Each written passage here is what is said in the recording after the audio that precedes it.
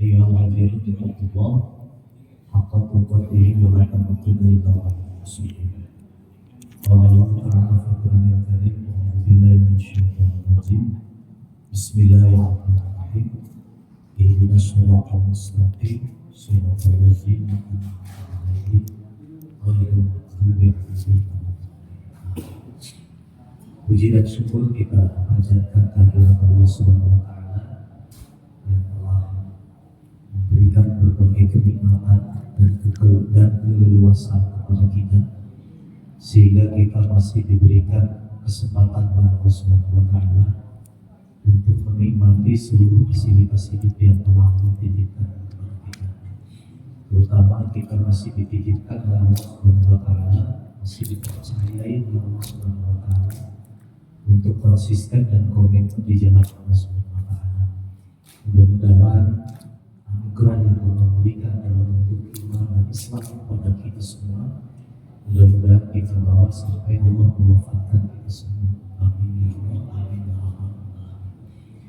Tak lupa salawat dan salam kita limpahkan pada junjungan kita Nabi besar Muhammad Sallallahu Alaihi Wasallam, para sahabatnya, tabi'in, para tabi'in, para ahli ulama, dan mudah-mudahan juga kita dipersempatkan oleh Allah Subhanahu wa Ta'ala sebagai abdi-abdi Allah Subhanahu wa Ta'ala yang tunduk dan patuh pada seluruh ajaran Allah dan ajaran Rasulullah Sallallahu Alaihi Wasallam. Ibu-ibu dan bapak-bapak yang Allah muliakan, di satu bulan kebelakang kita sudah memberikan pemahaman pada kita semua, dan kita sudah mencoba memahami dari makna hakikat ihdinas siratal mustaqim sebagai salah satu rangkaian doa yang kita lakukan kepada Allah Subhanahu wa Ta'ala. Paling tidak 17 kali kita lakukan dalam bentuk ibadah sunnah. Kita juga bisa paham ternyata berdoa harus diawali dari bagaimana kita mendudukan Allah Subhanahu wa Ta'ala sebagai zat yang kita puja, zat yang kita puji. Jika Allah kita dudukan sebagai zat yang kita puja dan kita puji, berarti kita harus mendudukan diri kita sebagai pemuja, sebagai pemuji. Karena kita dalam memuja dan memuji, maka berarti kita tidak ada dalam diri kita itu yang layak untuk dipuja dan dipuji. Tatkala kita kemudian mendudukan diri kita sebagai makhluk yang ingin dipuja dan dipuji, maka kemudian muncullah karakter dan sifat sombong. Tatkala muncul dalam diri kita sifat dan karakter sifat sombong itu, maka pada saat itu jiwa kita dan raga kita sesungguhnya kita sudah menyimpang dari identitas kita sebagai manusia. Sebab yang memiliki karakter sifat aku sombong itu pertama kali dipelopori bukan oleh manusia, itu pertama kali dipelopori oleh iblis. Jadi manusia sejak awal tidak memproklamirkan dirinya sebagai orang yang memiliki kelebihan. Hanya iblislah yang menyatakan diri bahwa dia adalah makhluk yang memiliki kelebihan. Kelebihannya dari mana? Pertama, iblis itu mendeklarasikan bahwa dia layak sombong karena dia diciptakan berbeda dengan manusia. Pertama kali diciptakan dari api, sedangkan manusia diciptakan dari tanah. Dari aspek ini, iblis juga paham bahwa ternyata api, karena dalam pemahaman setan itu, iblis itu lebih mulia daripada tanah yang dipahami. Tanah adalah sesuatu yang sifatnya itu adalah di bawah.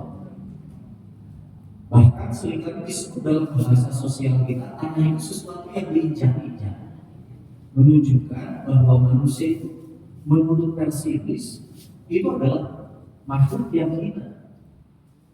Nah, karena dianggap sebagai makhluk yang hina, maka kemudian iblis mendeklarasikan akulah yang layak untuk sombong.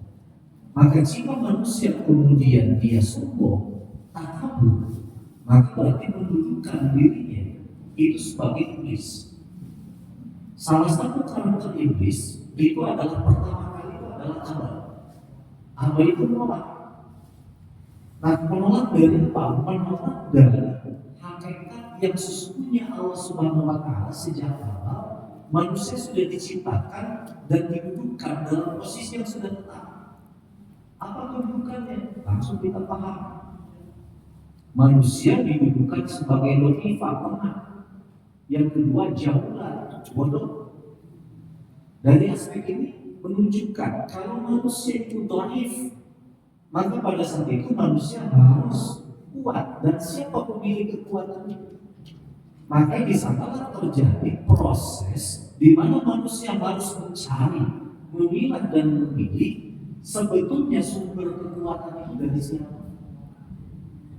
Nah, jika manusia sudah memiliki kemampuan untuk memilah dan memilih sumber kekuatan itu bukan dari dirinya, karena dirinya sudah jelas lemah, dhaif di pertama lemah.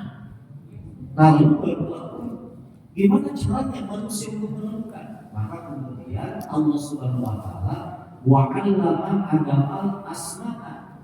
Kemudian Allah memberikan pemahaman, kemudian Allah memberikan pengajaran.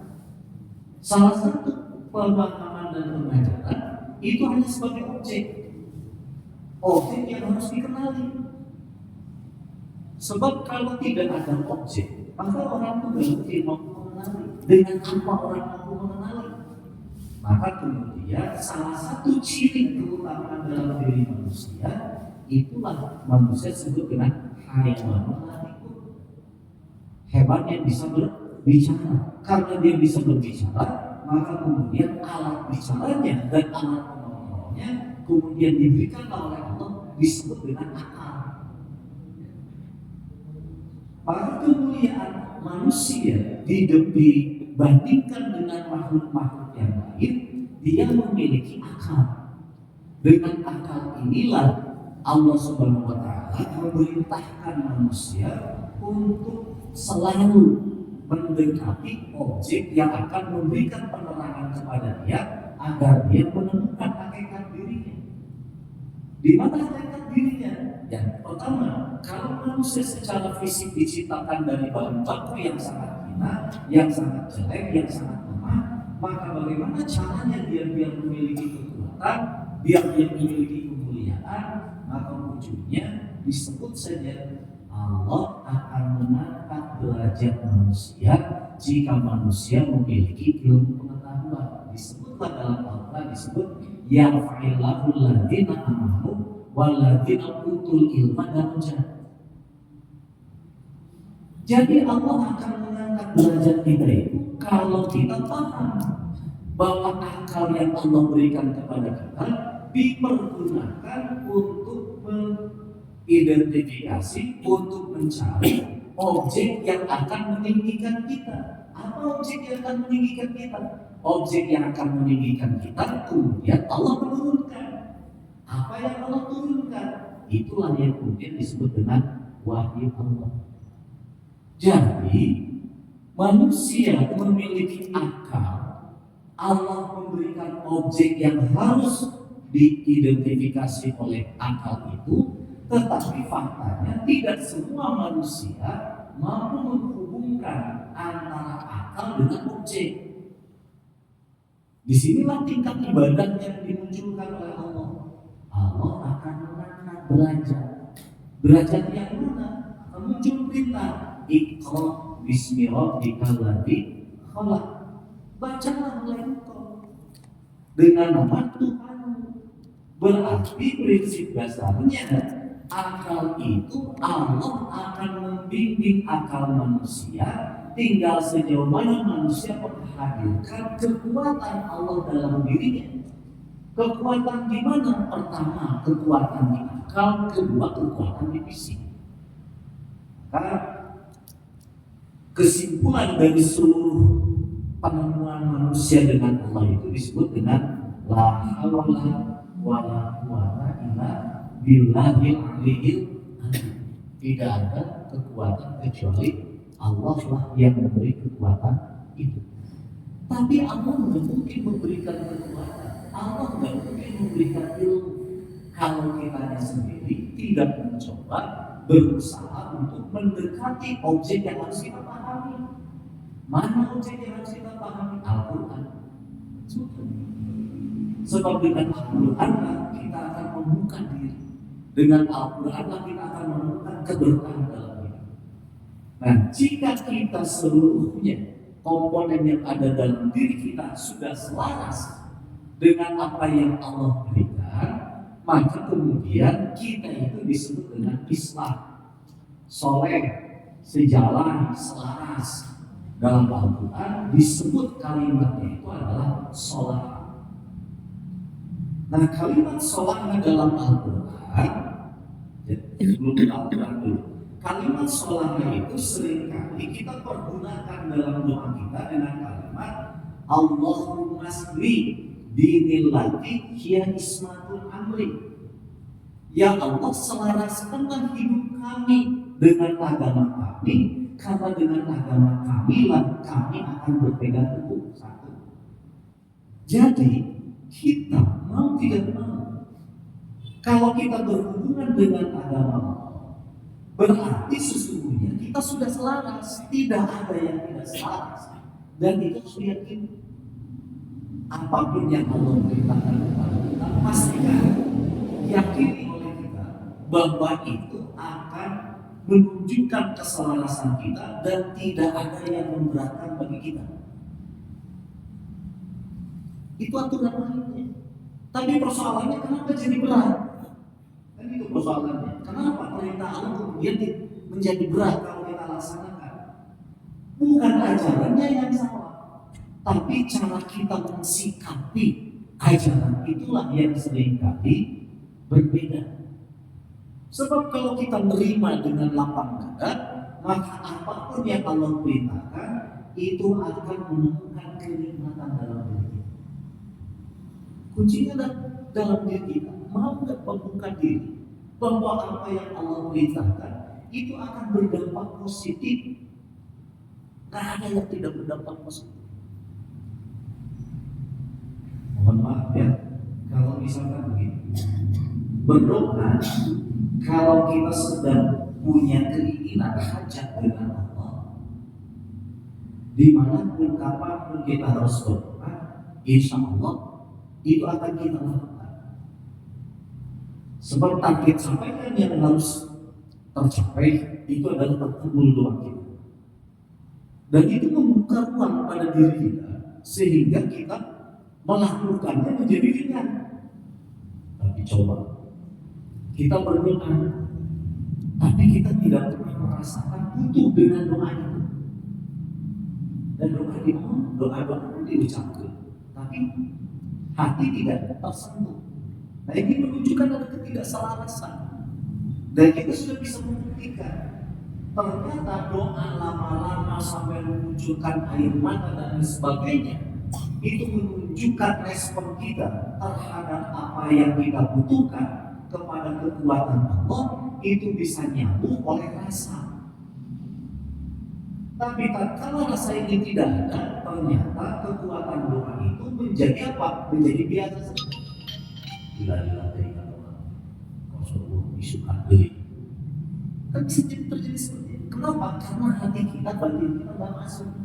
Tapi kalau batin kita masuk, nah doa seberapa menit asa kira. Bahkan mungkin berlama-lama asa nikmat berdoa itu. Kenapa? Karena kita sedang merasakan selarasnya ajaran kita, selarasnya ungkapan kita dengan penerimaan diri kita. Maka doa yang sering dilantunkan oleh Rasulullah SAW setiap pagi, Allahumma sli dinil lati hiya ismatul amri. Ya Allah, selaraskanlah kami dengan agamamu, karena dengan agamamu lah kami selalu berpegang teguh. Satu. Allahumma sli dunyaya lati fiha ma'asi. Lagi-lagi doa Rasulullah itu Bapak Ibu sekalian tidak selaras hanya dengan agama, tapi kemudian mempergunakan kalimat Allahumma sli dunia yang lagi fiha ma'asi. Ya Allah, selaraskanlah kami dengan dunia ini, karena dengan dunia inilah kami hidup.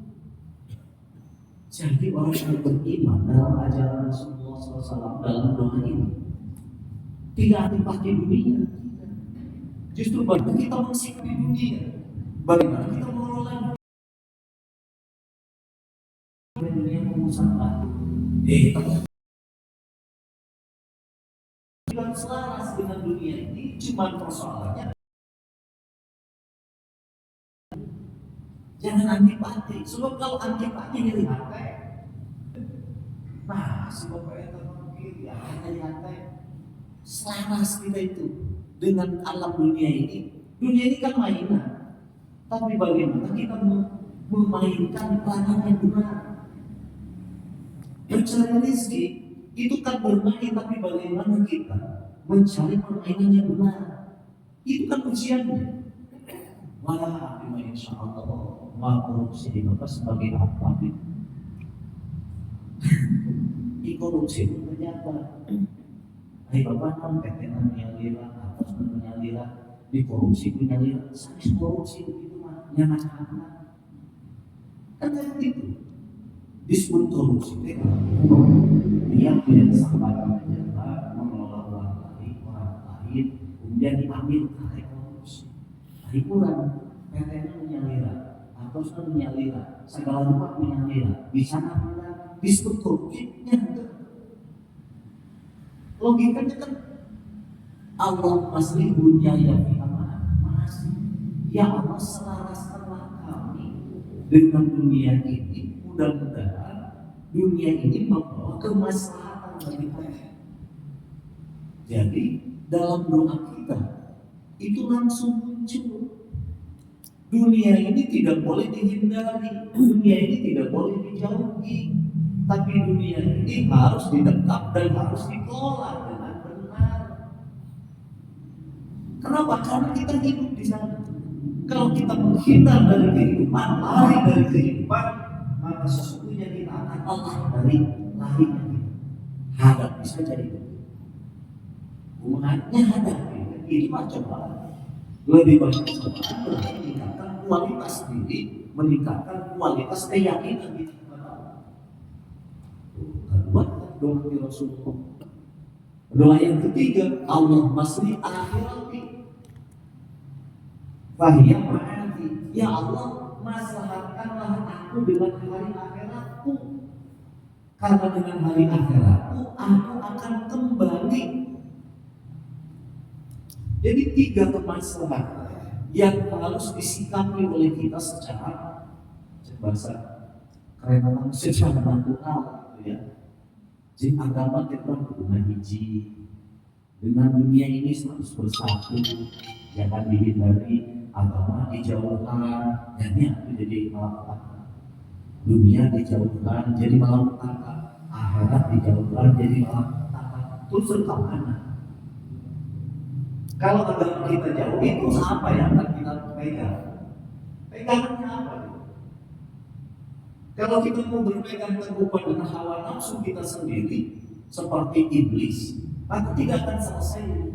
Gak akan menemukan ketuhanan, gak akan menemukan kenyamanan. Sebab nanti beda-beda aturannya. Wah, itu agama orang, tapi agama pakai akal, itu halus terus. Wah, nyambung. Tapi karena ada agama Allah yang Allah sudah jamin dia selaras dengan hidup manusia, maka di belahan dunia apapun jika kita berbicara tentang agama, maka semuanya akan nyambung. Kalau kita berbicara tentang harta, bagaimana cara mengelola harta, di belahan dunia apapun kita akan nyambung. Dan terakhir, Allah masri akhirati. Ya Allah, maslahatkanlah aku dengan hari akhiratku, karena hari akhiratku adalah tempat aku kembali. Waktu upami orang tafakur, nek ngemutan hari akhirat. Dan sering ada, ya, itu ayah hari akhirat.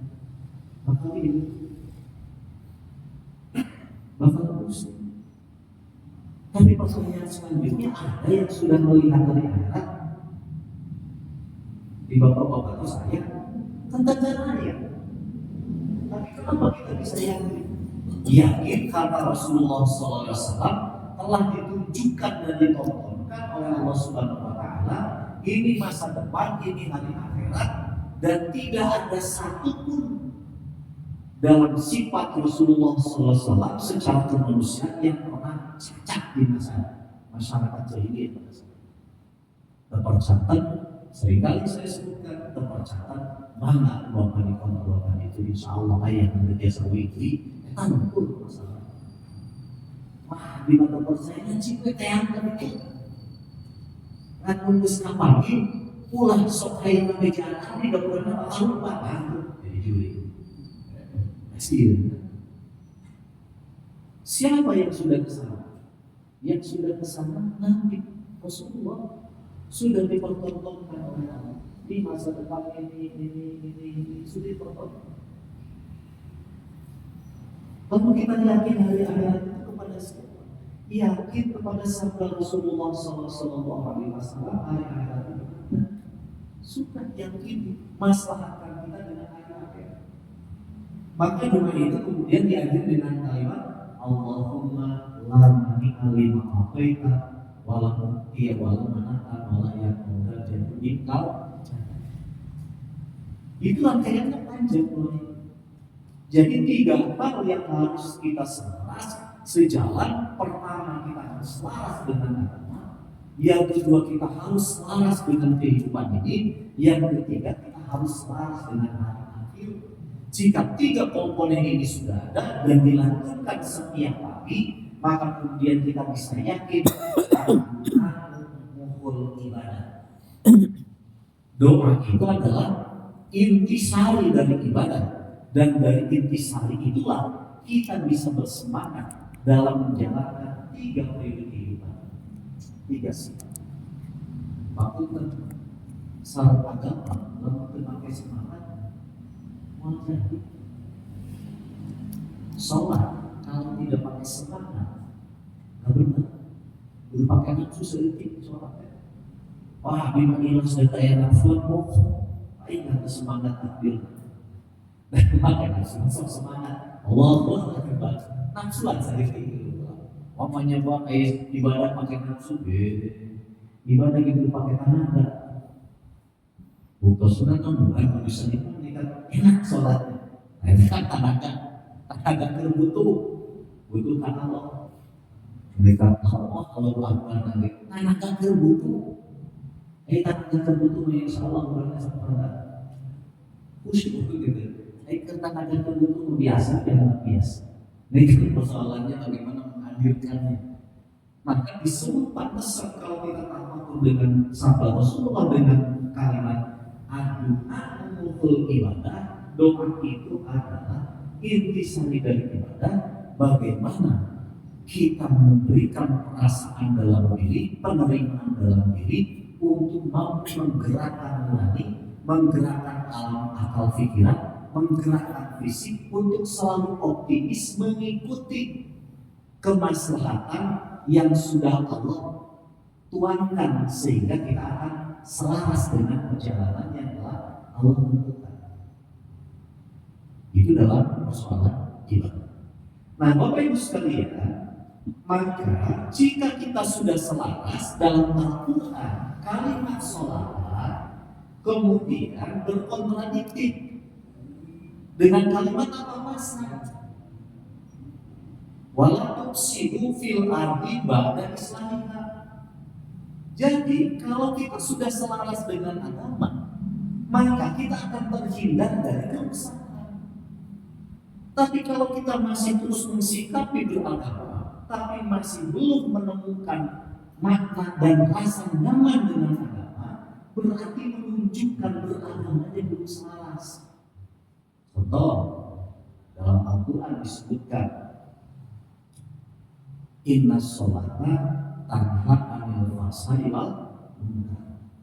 Ini sampel saja.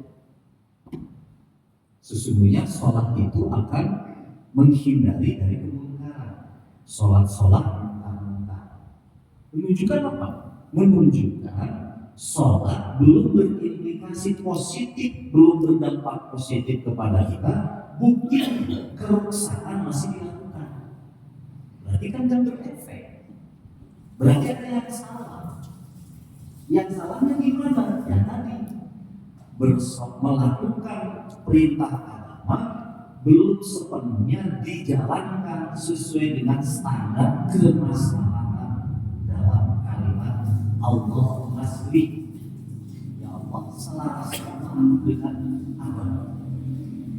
Maka dalam Al-Quran disebutkan kalimat sholawat berkontradiktif dengan kalimat fasad, menunjukkan kalau kita sudah masalah dengan ibadah, dengan agama, maka insya Allah kita akan menemukan kebaikan. Itu yang pertama. Yang kedua, kalau kita sudah sejalan dan mensikapi hidup ini sudah selaras, maka insya Allah yang hadir dari seluruh fasilitas itu bukan kebangkrutan, bukan habis, tapi keberkahan. Berapapun Allah menitipkan fasilitas itu, maka yang kita pahami bukan seberapa jumlahnya yang kita kuasai, tapi yang kita pahami adalah keberkahan yang timbul dari rasa kita, dari manajemen pengelolaan fasilitas itu yang Allah berikan kepada kita. Maka muncul rumus untuk membuka keberkahan, maka salah satunya adalah menyadari bahwa seluruh fasilitas itu bukan 100% milik kita, tetapi ada hak orang lain yang harus kita distribusikan. Dari hak orang lain itulah kemudian akan lahir, ya Allah, gitu kan? Misalkan yang paling gampang, jazakumullah khairan. Pak, nuhunnya sadis pun sunnah, tapi dengan kalimat jazakumullah khairan kasih. Artinya apa? Artinya mudah-mudahan Allah membalas dari lebih apa yang kau terima. Langsung logika kita muncul. Berapa rumusnya Allah memberikan kelimpahannya? Itu berapa rumusnya? Tidak ada rumus satu dibalas satu. Rumus itu minimal 70 kali lipat sampai 700 kali lipat, tergantung dari kesolehan kita, keikhlasan kita dalam memberikan sesuatu itu dalam kehidupan. Jadi rumusnya oleh Allah sudah diberikan fakta itu, tapi persoalannya seringkali muatan yang kita berikan belum selaras dengan apa yang telah Allah rumuskan. Yang kedua, jadi harta ini rumus pertama itu sesungguhnya tidak akan muncul keberuntungan dalam diri kita kalau sejak awal kita selalu selaras dengan pedoman yang telah Allah keluarkan. Allah tetapkan untuk menolak. Salah satunya adalah infak, sedekah, tidak boleh curang, tidak boleh dan lain sebagainya. Muncul saja aturan lain dalam bermuamalah, tidak boleh menipu, tidak boleh membohongi timbangan, tidak boleh macam-macam.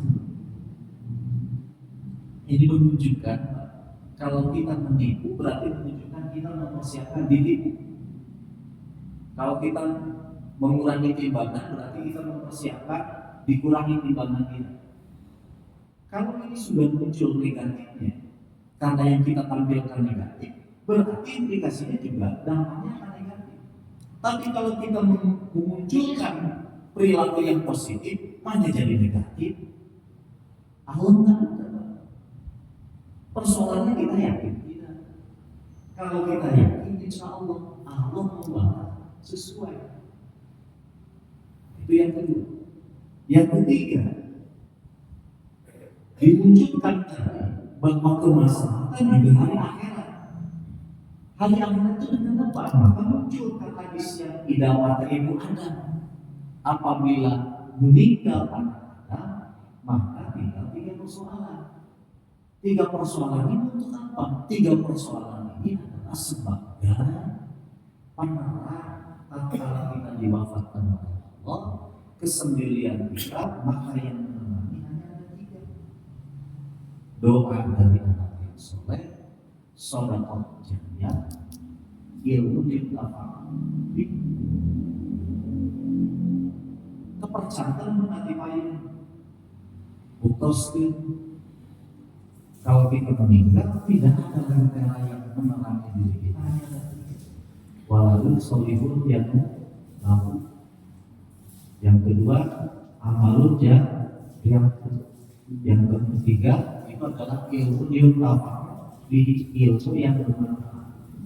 Maka Bapak Ibu sekalian, dalam surat Al-Ghafir disebutkan mulai dari ayat 1 sampai ayat ke-12 disebutkan kalimat sholat itu harus sejalan di antara keluarga.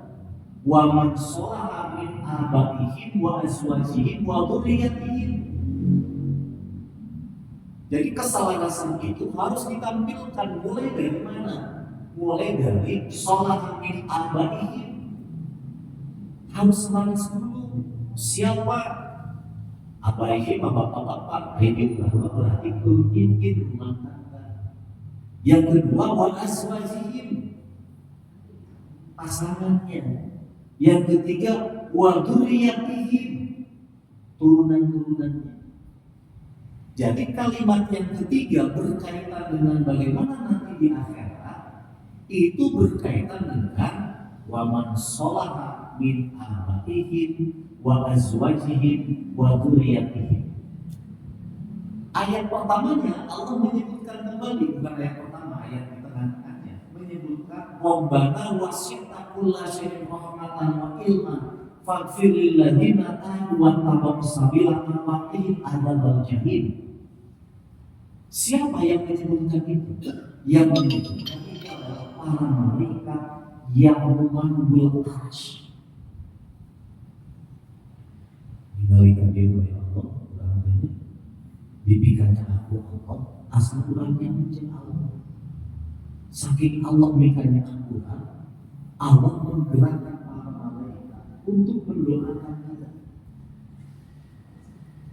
Bapak Ibu sekalian, kalau kita baca nanti di rumah surat Ghafir mulai dari ayat 1 sampai ayat selanjutnya, Bapak Ibu sekalian, rasa-rasanya asal ada dulu. Kurang didoakan kepada malaikat, tapi malaikat pada waktu kurang tidak mau sholat, namun sholat malaikat tidak mau doain kita. Malaikat tidak akan terus mendoakan kita. Asal pas-pas. Rabbana wasi'ta kulla syai'in rahmatan. Ya Allah, Engkaulah pemilik rahmat, Engkaulah pemilik segala sesuatu. Limpahkanlah rahmatmu kepada orang-orang yang sejalan dan selaras dengan ajaranmu. Limpahkanlah rahmatmu dengan orang-orang yang sudah sejalan dan selaras dalam mengelola situasi.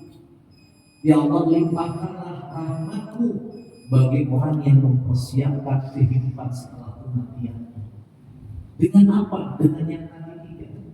Ilmu yang bermanfaat, sedekah jariyah, kemudian waladun sholihun yang tiga komponen inilah yang kemudian menjadi bekal yang sangat luar biasa di satu sisi, tetapi di sisi yang lain ini juga menjadi tantangan yang luar biasa. Kenapa jadi tantangan yang luar biasa? Coba cek. Musuh yang terbesar kata Allah dalam Al-Quran siapa? Istri. Musuh yang terbesar siapa? Kata Allah, anak. Siapa istri? Ya pasangan. Tadi mungkin ya, saya sebagai suami dengan istri lah jadi tantangan terbesar bagi saya. Istri tantangan terbesarnya siapa? Suami, sebab dia pasangannya. Dia orang kata, dosa salah tekad ibunya. Bukan. Musuh terbesar bagi ibu adalah suami, sebab pasangan di sana. Musuh yang terbesar bagi suami, istri. Dua-duanya memiliki peran untuk menjadi musuh terbesar dan menjadi penyelamat terbesar. Yang kedua, Anak juga itu adalah musuh terbesar. Banyak dalam fakta kehidupan hari ini dengan anak disikapi segala sesuatu. Yang terakhir yang di TV itu kan yang di Koas itu, akhirnya bapaknya ditelusuri, dianggap pakai korupsi, gara-gara mundur, udah kan, anu hancur, kolot kan masih bisa seperti itu. Ya Allah, mudah-mudahan kita terlepas dari itu semua. Jadi Rabbana wasi'ta syai'in rahmatan wa ilman faghfir lil ladzina tabu wa tabu sabilaka wa qihim adzaban jahim. Jauhkan kita semua dari malapetaka yang sangat luar biasa, dari malapetaka diri kita, dari malapetaka pasangan kita, dari malapetaka turunan-turunan kita. Bila kita bersama-sama untuk selalu menselaraskan diri kita dengan diri kita dengan pasangan kita, diri kita dengan anak-anak kita. Insya Allah, jika kita sudah selaras dengan diri kita sudah selaras dengan pasangan kita sudah selaras dengan turunan-turunan kita, insya Allah. Tatkala kita membangun dan keluar dari rumah kita, insya Allah kita akan bertemu dengan keluarga yang selaras, bertemu dengan lingkungan selaras, disebut keluarga selaras.